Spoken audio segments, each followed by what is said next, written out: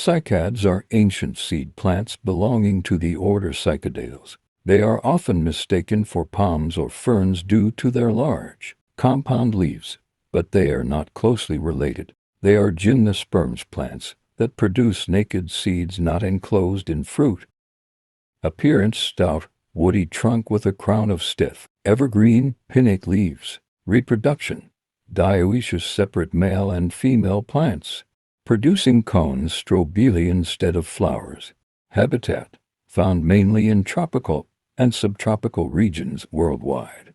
Age: among the oldest living seed plants, dating back over 280 million years pre-dinosaur era. Cycads as gymnosperms. Gymnosperm group alongside conifers, ginkgos, and gnatophytes. Seed structure: seeds are exposed on scales of cones, not enclosed in fruit. Pollination: mostly by wind and some specialized beetles. Adaptations: tough leaves and drought resistance allow survival in harsh environments. Species of cycads: there are about 300 recognized species grouped into three main families. 1. Cycadacea, genus Cycas, for example, Cycas revoluta, the sago palm. 2.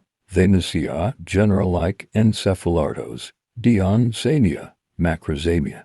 3. Stangeraceae, only to genera Stangeria and Boenia. Examples of cycads: Cycas revoluta, sago palm, widely used ornamentally. Encephalartos ferox, African cycad with bright red seeds. Dion edu, Mexican cycad, one of the oldest cultivated cycads. Zamia integrifolia, native to Florida and the Caribbean. Uses of cycads: 1. Ornamental use, popular in landscaping and gardens for their palm-like appearance. 2. Traditional food source, seeds and stems used in some cultures, but must be carefully processed, contain toxic compounds like cycasin. 3. Medicinal uses, certain species used in traditional medicine, though toxicity limits safe use. 4. Cultural importance, regarded as sacred or symbolic plants in some regions. 5. Ecological role, provide food for specialized insects and habitat in certain ecosystems. Note: while cycads are useful, they are also highly toxic if not properly prepared, and many species are endangered due to habitat loss and overharvesting.